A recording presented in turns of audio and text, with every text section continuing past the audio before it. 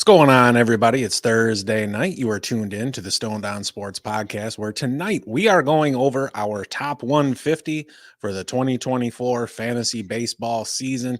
Speaking of fantasy baseball, we've got our listener league up and ready to go. Just a few spots left. So if you're interested, you better act now. Also, to piggyback off what we were talking about on Tuesday, we are interested in upping the interaction. So if any of you out there are interested in coming on and shooting a breeze with us for a few minutes, drop us a line, shoot us an email, hit us up on the socials, and we can make that happen. Kyle, I've been excited for this episode. Love me some top 150. How the hell you doing, brother? Doing great. Yeah, top 150. I kind of wanted to do, I know we talked about maybe doing 250 or even 300, but even doing the top 150 and choosing some players to talk about and studying it for draft purposes, for ourselves, for myself, and all of you listeners out there. So 150 was about enough as I could do. We got full-time jobs, folks. So 150 it is. Who we got in the chat already? Dubo, what up, man? What's going Welcome on, to brother? the show. How was dinner the other night on Tuesday? Yep. Kyle demands to know what you had. Right. All right. We got our rankings for the top 150. Kind of hard to read there a bit. Let me take the logo off there. In the chat, I'll drop our website, the top 150 website. You can go right to it.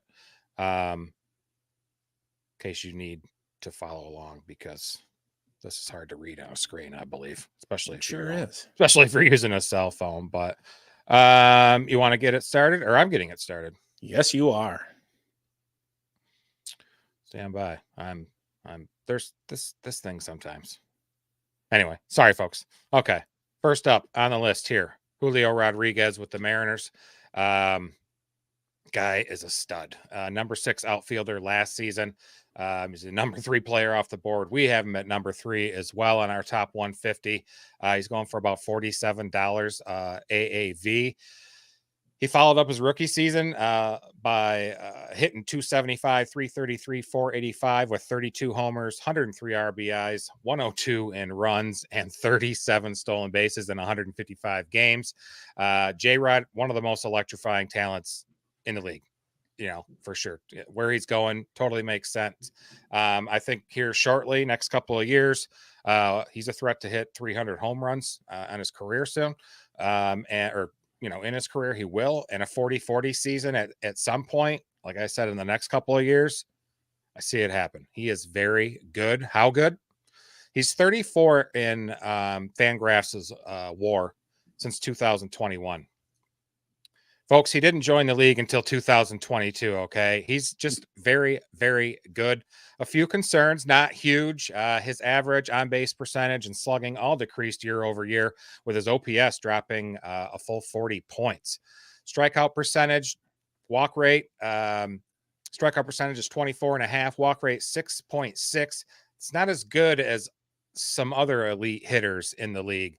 In fact, he ranks in the bottom 30% in both, but he more than makes up for it in the contact metrics. 92.7 mile an hour exit velo and a 52% hard hit rate, both ranked in the top 5%.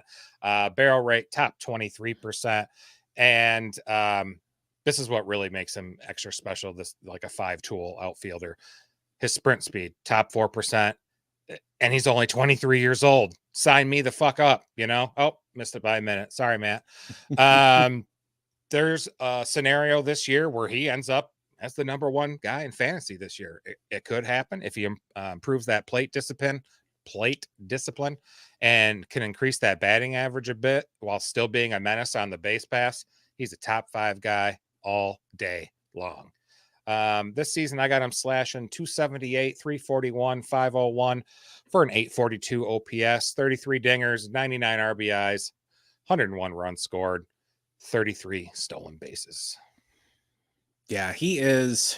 When you think of a 5-tool player, totally. just imagine Julio Rodriguez, right? Yep. And the crazy thing is, you mentioned he's 23 years old. He's just scratching the surface of what he can be. At 23, if you've got almost a 93 mile an hour exit velo and over half of your hits are hard hit balls, there's players that'll never see that, quite Sure. frankly. Oh, yeah. And that's just another day at the office for him. I don't like the increase in ground ball percentage up to 47.6%, which is not great. And we did see a decrease in his fly ball percentage. So that could explain a little bit of the dip in his power. And I think really that's his biggest area for potential improvement is converting more of those ground balls into fly balls or line drives to just really capitalize on his natural power. I remember he was coming up right around the same time as Jared Kelenic, and we talked about him the other day, and just the divergence of path that these two guys have taken. Yeah. Holy shit! If there's going to be any player that's worth almost $50 for outside of Ronald Acuna, it's Julio Rodriguez. He doesn't have the same stolen base upside. Right. But holy shit, he's so damn good, so fun to watch. I remember watching him in the home run derby as a rookie. Yeah. You're not going to go wrong with him, barring injury. I think even though he's younger and inexperienced, this is going to be just his third full season in the majors. He's one of the safest players out there. Oh, definitely. Definitely. You know what? Speaking of safe players, and we're going to talk about somebody who's just so goddamn good. Juan Soto of the New York Yankees. He's our number 11 player on our top 150. Going off the board at an ADP of 10, you can get him for $5 cheaper than you can get Julio Rodriguez. The numbers on him were just fantastic again last year. 35 home runs, drove in 109, scored 97 times, he even swiped 12 bags, a beautiful triple slash, a 275, an on-base percentage of 410, slugged 519, good for a 930 OPS.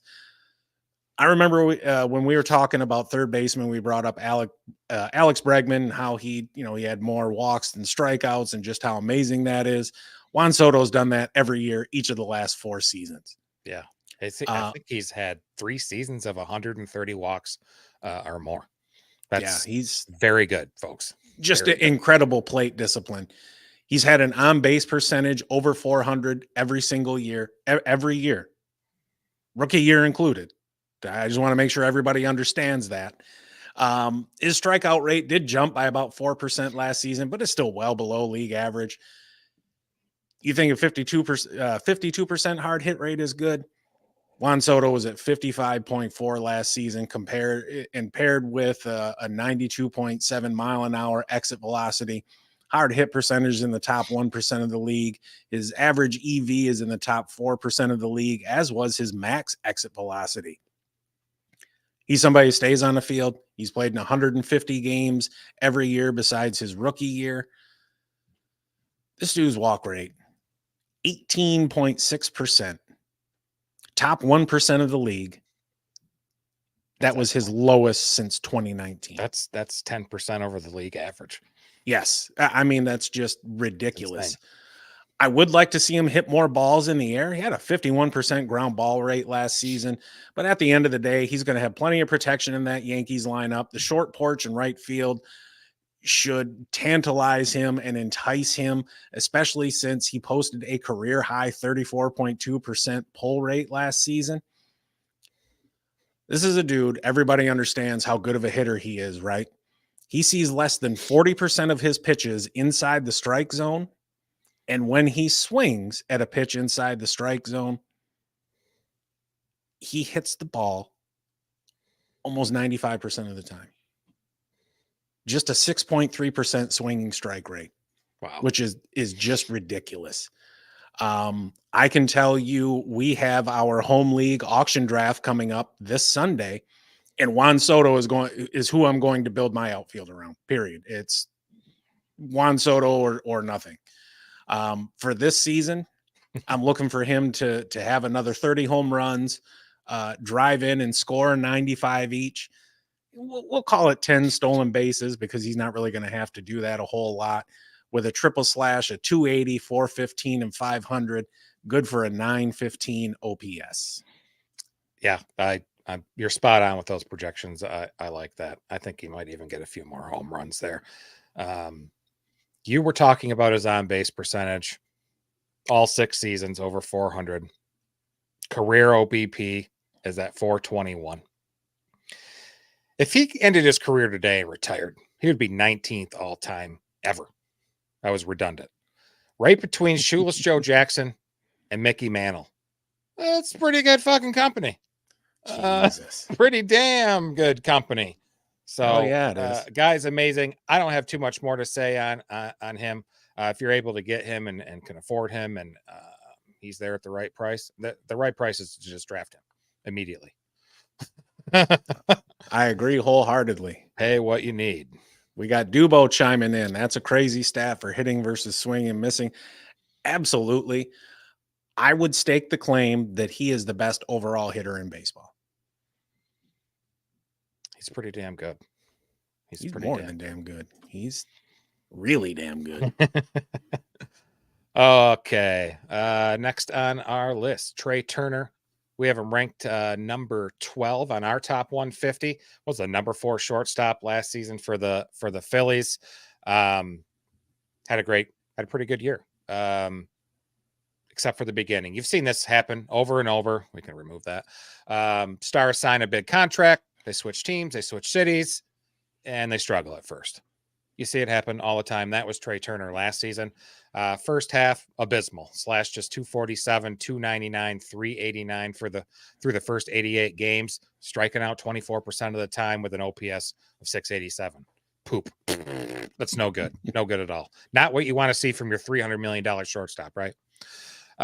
Second half, especially August and September, he went fucking bonkers. Nearly triple his OPS with a 901 by drastically dropping his strikeout rate to 18.5%. So 6%. That's good. I'd say the only thing he was consistent all season on was swiping bags. He stole 30, never got caught, and leads the league in sprint speed metrics. Him getting 30 again, I think, is an absolute certainty this year. Despite the rough first half, he was high among his position in many categories. 5th in batting average, 2nd in RBIs, 6th in RBIs, 2nd in runs, 4th in home runs, and 6th in stolen bases. Speaking of those stolen bases, only 3 players had 20 stolen bases and 20 home runs in each of their last 3 seasons. Jose Ramirez, Arozarena, and Trea Turner. Turner is across the board an offensive talent at shortstop. I think he'll be more comfortable there in his sophomore season, his second full season there in Philly. I think given his track record, you can count on him performing, much closer to the second half of 2023 that we saw.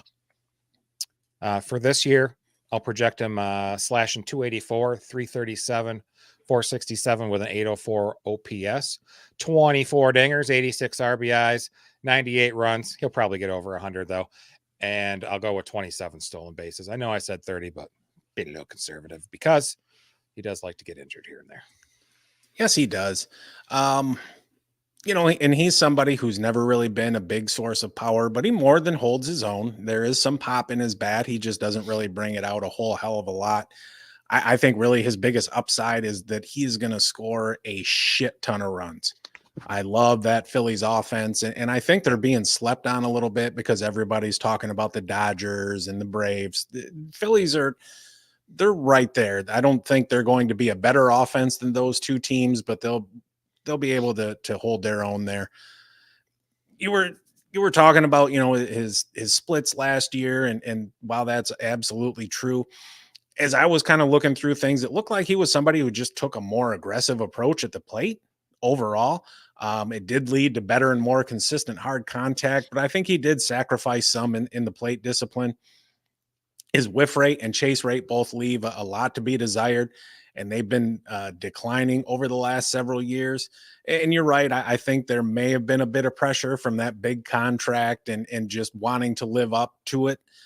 And, look, we know how Philly fans are, right? Right. I mean, they'll throw batteries and snowballs at Santa Claus, for Christ's sakes. He's one of the top 5 fastest players in the league. He's pretty much everything you could want in a shortstop, especially given the archetype of player that he is. He's not somebody who, is going to give you a ton of power, but he's going to be hopefully pretty damn consistent. I would absolutely love it if he was up there as my shortstop for this year, depending on the price. I know we've seen some people kind of just go ham on him last year and pony out like $60, but right. we can't all be winners. He's what, $37 average auction value on NFBC. So yeah, that ain't too bad. So what do you say? We talk about and this dude I've been a fan of ever since he come up with Boston, and he is one of the most consistent players in the league, and that's Rafael Devers. He's our number 18 player. He's got an ADP of 23, average auction value of about $28. When you look at him, he's somebody who, as I said, very consistent. Last year, played in 153 games, had 34 doubles, 33 home runs, drove in 100, scored 90, swiped 5 bags, a more than respectable triple slash, a 271, 351, 500, good for an 851 OPS. He had a career high 9.5% walk rate, strikeout rate, just a hair over 19% is manageable. I'll deal with it. It is at the end of the day below league average, but especially considering the power that he provides. He had a hard hit rate of 54.7% and a barrel rate of 12.7%, a 93 mile an hour average exit velocity.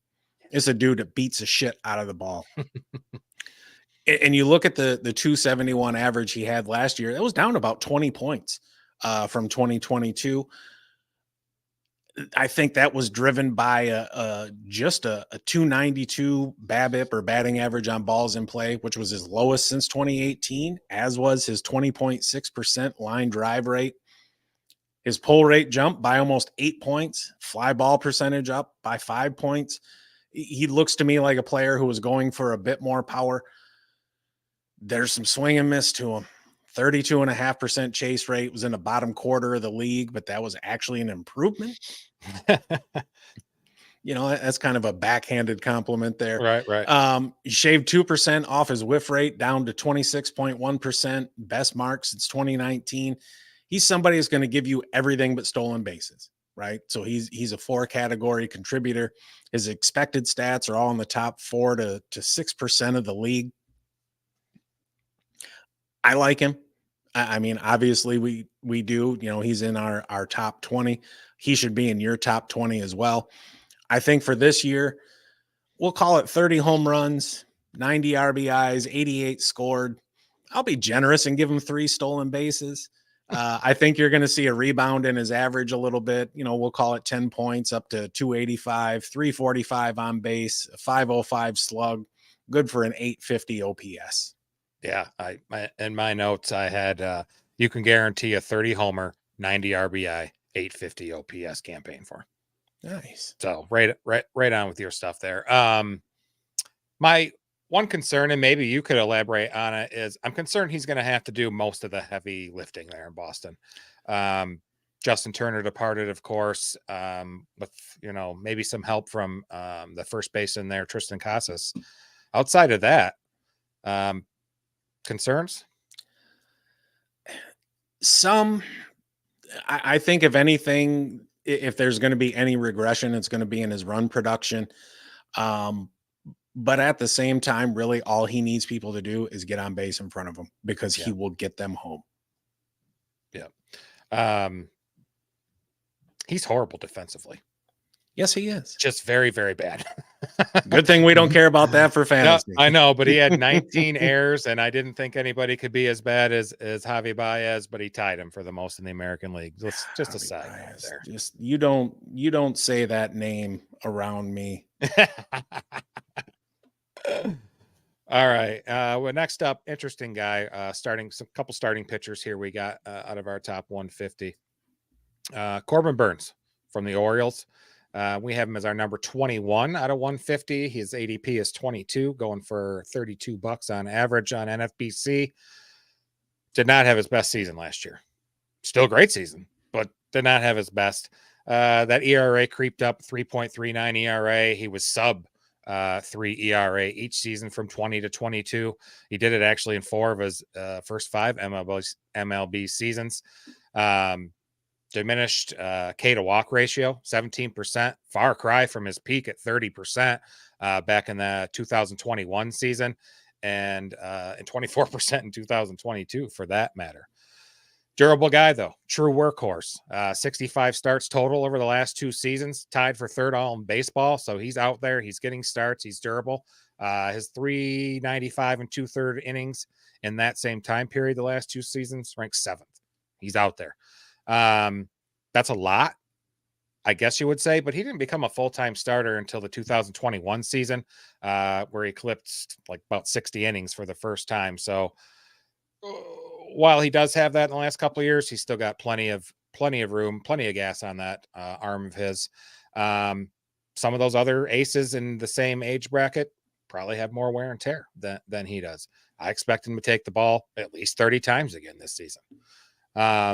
Even in a down season last year, in his life, basically, he's still ranked in the top 12% or better in pitching run value, fast run value, breaking and off-speed run values. I butchered that.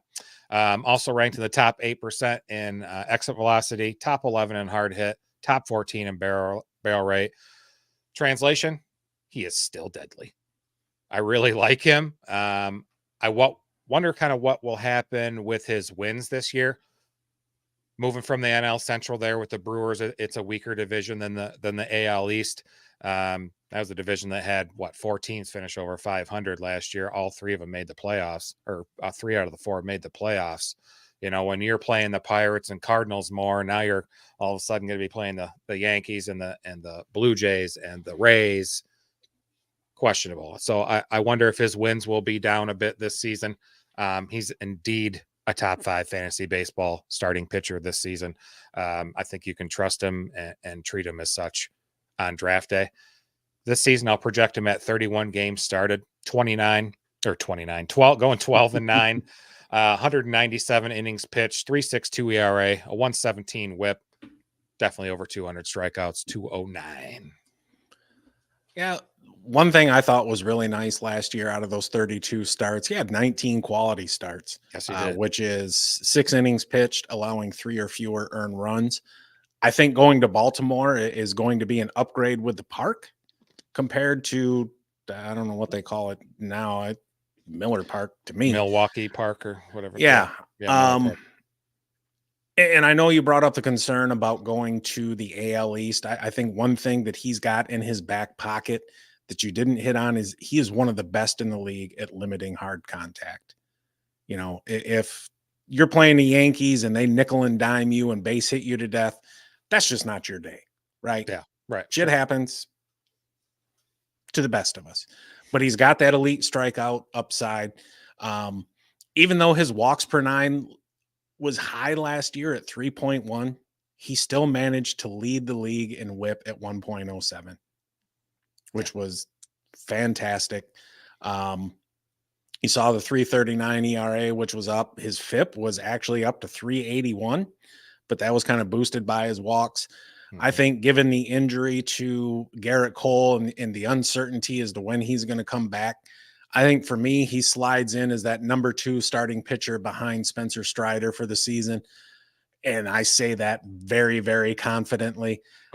Corbin Burnes is a stud. He's a legit ace. If you build your rotation around him, you are not going to be sorry. Okay. Why don't we talk about another pitcher? Another damn good one. Damn good one. We're talking about Zack Wheeler of the Philadelphia Phillies. He is our number 26 overall player. He's got an ADP of 29. You can pick him up for a 30 spot in most drafts. If you think Corbin Burnes' 19 quality starts were good, Zack Wheeler had 21.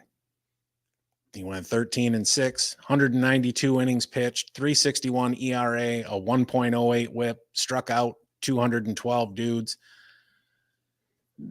I don't know that I want to call it concern. He had a 315 FIP last year, which was up over half a run over the past couple of years. But, this dude is Mr. Dependable. He's a hoss. He's made 30 plus starts in 3 of the last 4 full seasons. His hits per 9 is at 7.9, which is fine, I guess. But I really like his walks per 9. Down a hair from 2022 and in 2023, it was 1.8. It's got a 5% walk rate, which is just fantastic. Comes in at just under 10 strikeouts per 9 innings at 9.9, a 26.9% strikeout rate. That gives him a 5.44 strikeout to walk ratio, which is fantastic. Kind of looking at his trends, though, especially there in Philadelphia, his ground ball rate is down by 9%. Fly ball rate is up 10% over the last 3 seasons. So, you are seeing him give up different kinds of contacts. And that fly ball rate is accompanied by a little over of a 0.5% increase in his home run rate. So we don't really like that. Again, he's still good, right? Yeah. We've got to find something to talk about other than, hey, these 2 guys are pretty good. Next. So he's somebody that doesn't get as many strikeouts as some of the top tier guys, but there's some good swing and miss there. 36.6% chase rate, 13.3% swinging strike rate. He's somebody who's gone 190 innings and 30 or more games started in 3 of the past 4 full seasons. So again, he's a hoss. He's going to take that ball every 5th day, and he's going to be out there and give you solid innings. Hard contact was up just a bit in terms of his hard hit rate and average exit velocity, but he shaved 2.5% off of his barrel rate. Absolutely love that. He's another dude who's a fantastic anchor for your rotation. I think for this year, we'll give him 30 games started, 180 innings pitched. I think he comes in somewhere around 14-6, an ERA of about 3.35, a 107 whip, and we'll give it a cool 200 strikeouts even. Man, that guy has just gotten better, I think. When you pitch you're pitching half your games in a hitter-friendly ballpark while striking out more than a batter per inning with whips of 108 or lower in each of the last 3 seasons, you are doing something right, and you are a top fantasy pitcher in this league. His looking at some of his metrics for his pitches, I was looking at his 4-seam fastball was exceptional last year. Expecting batted average 199 and a 31% whiff rate. What concerns me a little bit is he's using that pitch more, and that has kind of cut into his ground ball tendencies from the previous seasons that he's had. It dropped 8% since 2021. So something to look out for, but you should have supreme confidence in taking him as your fantasy roster, your ace roster pitcher. Yeah. And he looks like a different pitcher than he was when he started out his career with the Mets. He was somebody like you could see the talent there, but it was really, is he going to be able to put it all together? And he absolutely has over the past 4 or 5 years. I'm really happy to see it as well. Absolutely. I feel like we should slow down a bit. Lord. All right. Number 28, Luis Robert Jr., Chicago White Sox. We, like I said, have him at 28. ADP of 32, going for $26 on average. Robert, kind of like Abear. Bobby Abear. Remember him? Nope, sure do. Kind of similar. Sorry, guys. Tangent. Number 16 outfielder last season. Played 145 games. Slash 264, 315, 542 with 38 homers, 80 ribbies, 90 runs, 20 stolen bases. Smacks the ball. He's very good at slugging. And his barrel rate, the 15 percenters. I love seeing 15%, 15.4%, and his 515 expected slugging, both top 10% in the league. He's just one of 3 players to provide 35 plus homers and 20 steals. Acuna, Ohtani, and Luis Robert. It's pretty good company. Who knew? It's crazy. How did he, find this power? How did he unlock this power? I think the big thing is he raised his launch angle 6 degrees from 16% from a 10 flat last season. And this guy pulls the ball. That's pulling the ball like that. Clearest way to maximize a hitter's power output, and he was no different. He started pulling that ball more than ever. 45.2% of the time against his career average of 39.5. For comparisons, the average for Major League Baseball is 37%. So very good. He's a very aggressive hitter. Chase rate and whiff rate both ranked in the bottom 10% of the league. So he swings and misses a lot. It does happen. He doesn't walk very much either, only about 5% of the time. And you can guess that he strikes out a lot of the time with the correlating chase and whiff rates, almost 29% of the time. That definitely limits that batting average upside. I think that lack of plate discipline definitely hurts him in head-to-head leagues where you lose those points for strikeouts. Some durability concerns too, like he played the most games at 145 last season. He's played just 166 over 2 seasons due to sprained MCL and some other injuries. But when healthy, top 10 fantasy outfielder in the league, even with a shitty offense there in the south side of Chicago. It's near the bottom of the league.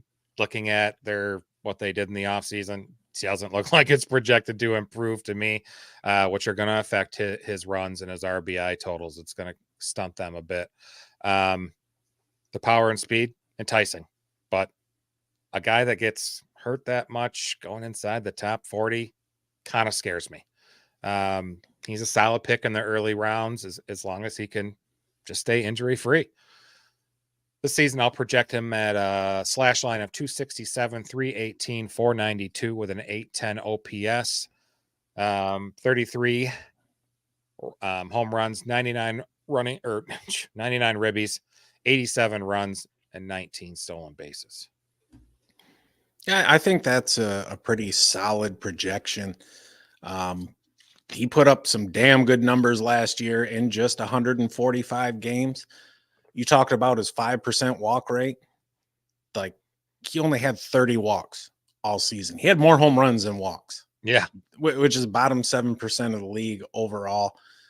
And it was kind of interesting. His exit velocity and hard hit percentage each decreased by a hair, but his barrel rate was up 6.5%. Yeah, it's huge.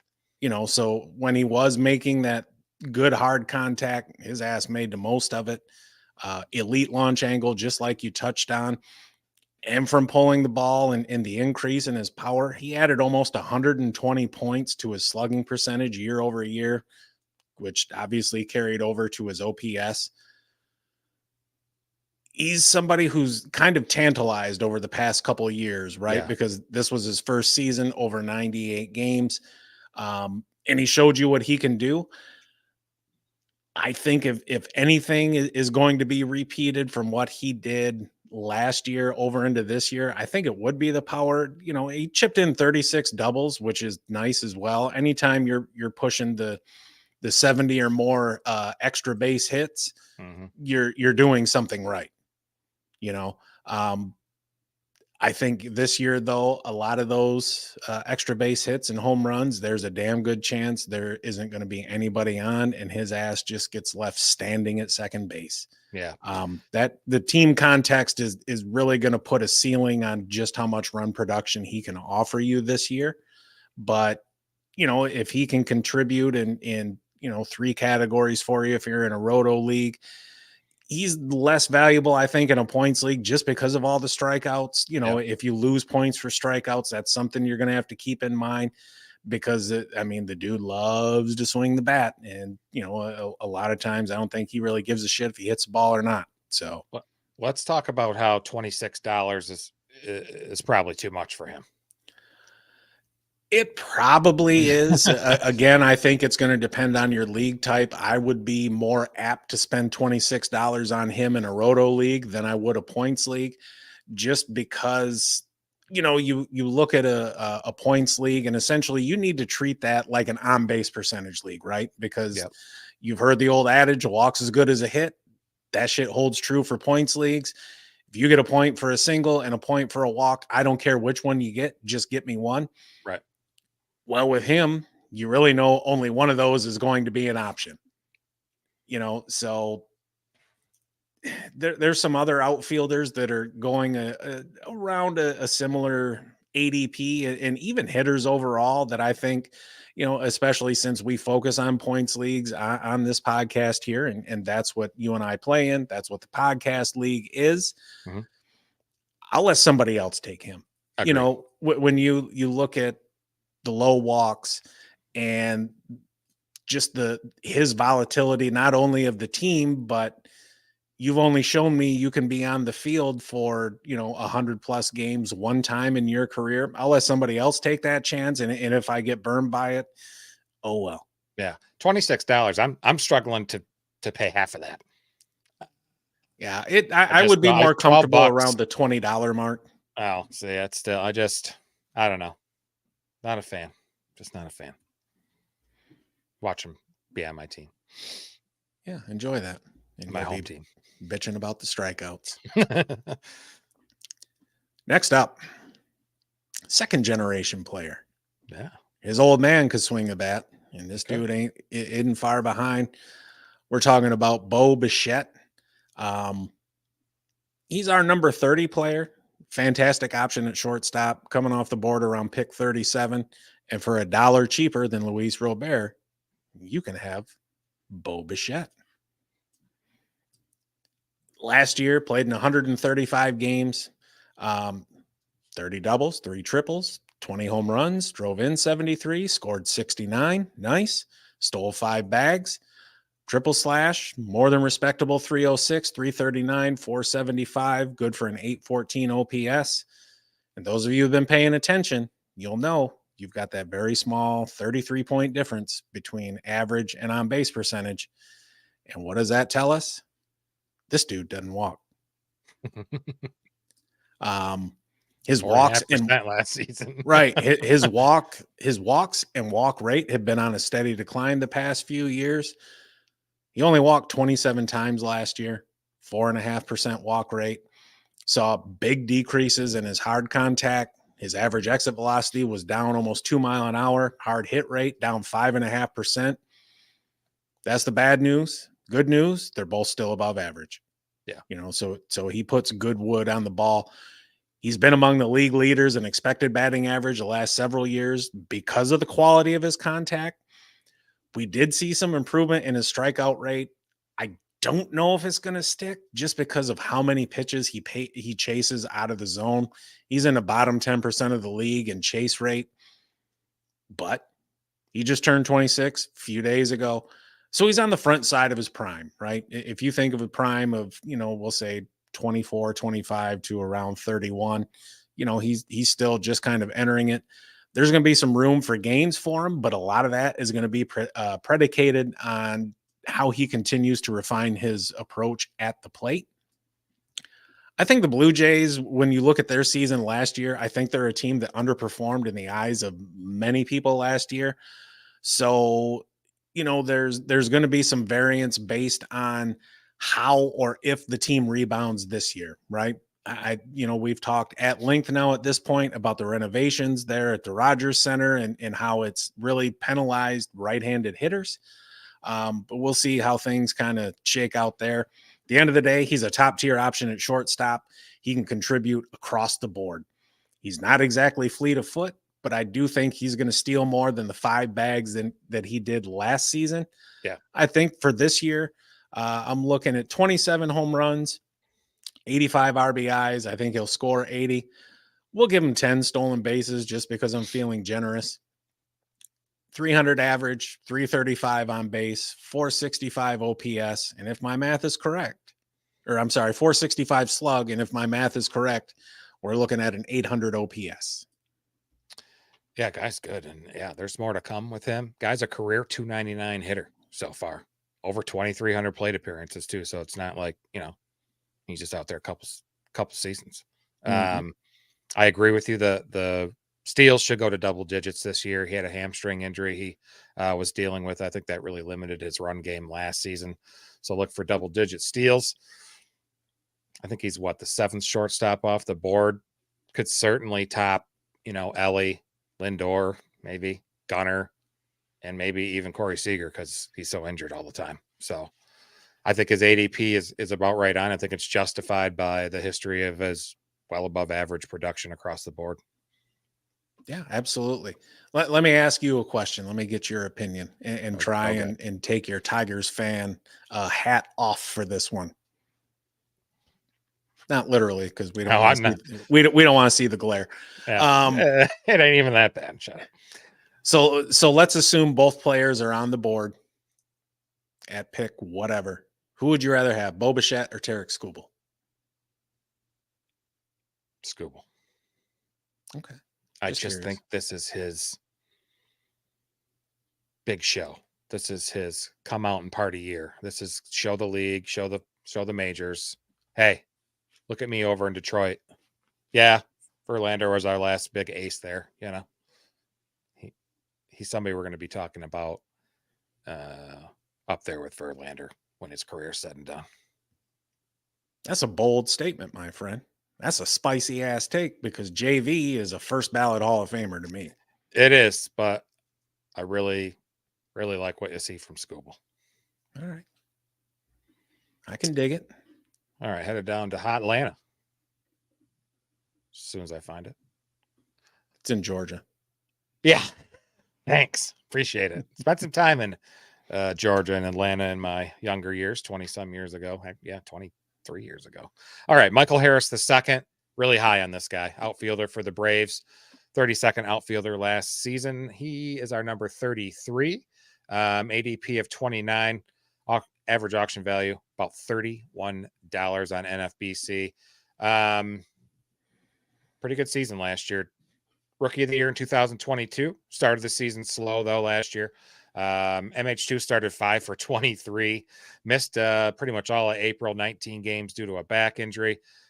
He came back in May and was just as horrible, 14 for 84 with a 167 batting average. Now, as with most hitters, summer comes. He welcomed the summer months, started heating up in June, 35 for 94 with a 1.005 OPS. And that kind of, just finished the year strong. In fact, his final line was really similar to that Rookie of the Year season, strikingly similar. What's this tell us? I think it tells us we got a mature player here. No matter the ups and downs, you should expect a similar floor to his first 2 seasons in the majors. Batting metrics were pretty good. Above average hitter and expected slugging, exit velo, barrel rate, hard hit rate. Dropped his strikeout percentage, 18.7%, down from 24.3 in 2022. Walks are a concern, though. Bottom 4% of the league. It's just the way he pitches or chases pitches out of the zone. It's not good. Some upside for this year. He spent most of the year at the bottom of the order. A lot of times batting 9th, right in front of Acuna. This year they've got him projected to bat 6th. I think that could free him up for more stolen bases, more RBIs, more run opportunities, given the potential for a 25-25 season. I really high on this guy. Another reason for optimism, huge strides against lefties in 2023. After just hitting 238 against Southpaws in 2022, he hit 301 against them last season. That's better than he hit righties. He is an above average on base presence in a loaded Atlanta Braves lineup. I like him very much this year. I will project him slashing 290, 338, 493 with an 831 OPS. Change the banner, Matt. With 24 home runs, 82 RBIs, 85 runs scored, 24 stolen bases. Sorry about that. That's My okay. bad. Your picture's fuzzy. Is your internet bad? I don't know. It's storming here. So okay. Oh, that's what it is then. No worries. Yeah. So if I drop suddenly, it's the Kyle show. The show's over. And just to let you folks in on a little behind the scenes, as we were getting ready for this episode, obviously, we don't do this shit for a living. If we did, you would think we'd be much better at it. we were going through our top 150 and trying to figure out who we were going to talk about. And I sent Kyle a text. I'm like, I don't give a fuck who we talk about. Just pick some people. And I know this was not intentional, but how in the hell did we end up with so many dudes who are allergic to walks? Like just right in a row. Yep. You know, the game has shifted away from the 3 true outcomes, you know, with the rule changes over the past couple of seasons. It just, I don't know, it's kind of funny to me. And I'm sure I'm the only one who cares. Anyways, on to Michael Harris. Good. Hey, good to identify these guys. You need to know about this stuff. You know? Sure. Absolutely. He does have the low walk rate. I do like the drop in his strikeout rate. It shows us that he is maturing as a hitter and he's getting better control of the strike zone overall. He also cut down on his ground balls. And what I really like is those weren't converted to fly balls. They were converted to line drives. And a line drive has a better probability of becoming a base hit. Saw some gains in his hard contact in terms of a boost to his exit velocity and his hard hit percentage. He's another dude that almost had more stolen bases than walks, 20 to 25. And that's crazy. You can, you know, play in 138 games and only walk 25 times over the course of the season, especially when you're batting in front of somebody like Ronald Acuna, who they would think, hey, get your ass on base because he can drive you in. Because you're coming around, buddy. Right. He does have back-to-back 20 stolen base seasons, which is fantastic. And he's right on the cusp of 2020, 25, 25, something like that. And I think as he matures as a hitter, there's an opportunity for some 30-20 seasons or maybe even a 30-30 when he's at his peak, which is not this year. No. But he is somebody who, when you draft him, understand that there is a good opportunity for you to develop some equity based on where you draft him and the return that he gives you. That said, $31 is expensive. It is. I have a hard time paying $31 for a guy who's only going to hit 6th in his lineup. I don't give a shit how good the lineup is. Just because the further down you go, you have a diminished opportunity at run production. We'll see. I think a bit of that is I don't want to say hype, but it's just kind of how things go at draft season, right? Yeah. And especially with outfield being as shallow as it is this year, comparatively speaking to years past. And a lot of that's going to depend on if you start 3 or 5 outfielders in your league. I think $31 is paying a premium. I mean, don't get me wrong. I'd rather have him than Luis Robert. Yeah, I'd pay $26 for Harris versus Robert. For sure. And I'd be more comfortable in that $25, $26 range. If I had to do 31, like, you know, at the end of the day, you do what you got to do. I do want to see him turn some of those 33 doubles into home runs this year. I think there's a good opportunity to do that again as the season goes on and you get into the hot, humid nights down there in Atlanta. Absolutely. The ball is going to fly, and we've already seen how the ball reacts in that ballpark over the past couple of years. I have no reason to believe this year is going to be any different. I mean, I'll take him. There's a reason why we've got him as our number 33 overall player. Yeah.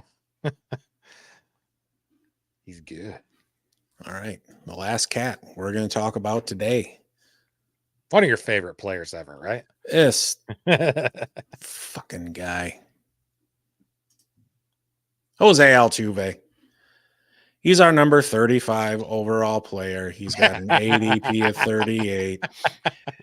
You can pick him up for $23. Last year, he only played in 90 games, still managed 112 hits, 21 doubles, couple triples. Hit 17 home runs, drove in 51, scored 76 times, which is especially good for only playing in 90 games. And he swiped 14 bags, had a damn nice triple slash, a 311, 393, and 552. Good for a 915 OPS. He has exceptional plate discipline and contact skills. 17.3% strikeout rate, 10.7% walk rate. However, he does not hit the ball all that hard. He's well below average when it comes to that. Average exit velocity of just 85 miles an hour. I drive faster than that every morning on my way to work. Hard hit percentage, just a hair over 31%. Hard hit percentage was actually up from 2022 from a career low 29.9%. Look, when you're 5'6", 130 pounds, you're not really going to just smash the shit out of the ball. But over the course of his career, by hook or by crook, he still finds a way to hit home runs. He's a pull hitter. He's been over 36% pull rate the last 3 seasons. To give you some context, average is about 28.5%. He doesn't run anywhere near as much as he used to. He just has 37 combined stolen bases over the past 3 seasons, but I think he's a safe bet to at least get you double digits. He's got fantastic on-base skills because of his high walk rate. His on-base percentage has been over 380 each of the past 2 years. He can still be a reliable source of power. I think he'd have been well over 20 home runs had he played more than 90 games last year. I think at this point in his career, though, you can count on him landing on the IL once or twice per season. Maybe he misses, at 10 games, 15 games, 20 games, whatever the hell it ends up being. He is going to hit atop one of the better lineups in the American League, and he's going to be a nice source of run production. With a caveat is going to be runs more so than RBIs. Yeah. I think for this year, 21 home runs, 50 RBIs, 85 runs. We'll give him a dozen steals, a 290, 360, 475 triple slash, good for an 835 OPS.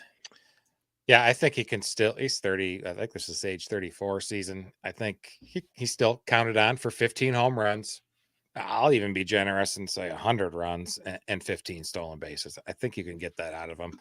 I definitely, looking at some numbers, do you expect the batting average and the slugging percentage due for a decline this year from what I saw? I think at some point that's going to happen, and it's hard to maintain a high slugging percentage when you just don't really hit the ball all that hard. Yeah. But they've got that, and this is one of the things I absolutely love about baseball, basketball, hockey, football. The field is homogenized. It's the same dimensions everywhere you go, but baseball, it's not like that. Every park has some nuance and it has its own character. Now, obviously, there are some mandatory requirements, based on, all right, if the wall is X amount of feet from home plate, it needs to be, this tall. Right. And they've got kind of that short porch there and left with the tall field. He's taken advantage of that over the years. When you look at the park as a whole, it's kind of a pretty big outfield. There's a lot of room to cover out there. It's not as big, or it doesn't feel as big as something like Comerica Park or Coors Field, something like that. But you get some run production down there. And again, if you're down there in Houston in the summer, and I know Florida gets hot and humid, you bet your ass Houston's going to do the same thing, especially if they've got the roof open down there. The ball is going to travel, and just with the way he pulls the ball, I think as long as he maintains that kind of pull rate, you're still going to get the power numbers roughly equivalent to what you're used to. Yeah. And I did see his ground ball rate shot up to like 7% or something to over 48%, which is pretty high for him since I think it was the COVID year. He was horrible. I think a lot of players were, but sure. Still a fine player, but a cheater, and I don't like him. Right. Yeah. Piss off, Jose Altuve. Heck yeah. Top 150. Obviously, we didn't do all 150, or actually, we did most of the players were in the top 40. I guess we should have just done a top 40, but that's the way it goes. Right. Yeah. We could have, evenly dispersed them, but you know what? Sometimes shit happens. And quite frankly, at this point, we're just ready for the season to start. We are. I want real games that count, that are played on this continent. It's just around the corner, brother. It's just around the corner. And I'm a dude who loves winter and the cold weather, but there's just something about the renewal of everything when spring comes around and there's the new season, and just the sound of the ball hitting leather and the sound of the ball coming off the bat, the crack of the bat, the crowd and the shit talking and chirping from the dugouts and just I love it all, man. Yeah, I expect a lot of fantasy drafts to pop off this weekend, especially with the overseas games starting next week. Where's that? Is it Korea or Japan? Yep. Okay, I couldn't remember if it's Korea or Japan, but popping off next week. So I know our home team draft is this Sunday. I'm very much looking forward to it. But want to take a minute too and thank all the listeners, subscribers, watchers, anyone that interacts with us on here. Really appreciate it. Can't do it without you. We love you guys. Give us a like and subscribe as well. Down there in the corner, we got it. But smash those likes. If you're watching this on the rewatch, comment anybody for that matter, but hit us up in the comments. We'll talk, we'll jab, we'll debate with you on the questions you have and get you in the right direction for your fantasy draft. Absolutely.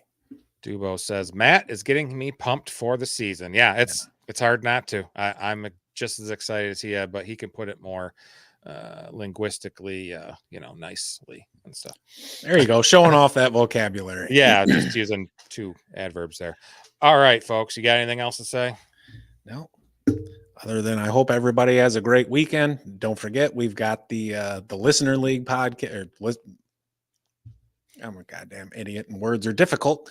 We have the podcast listener league. If you haven't joined already, hop on in. We've got a nice gift card up for grabs for those, whoever finishes in second. And we've got some swag for you too. My ass winning that shit. Yeah. Well, you can't win. I mean, you can win, but you can't win the prize. You got that wrong. I can't lose, brother. All right, folks. Have a great night, everybody. We'll see you next Tuesday night at 7 p.m. Eastern. Peace. See you.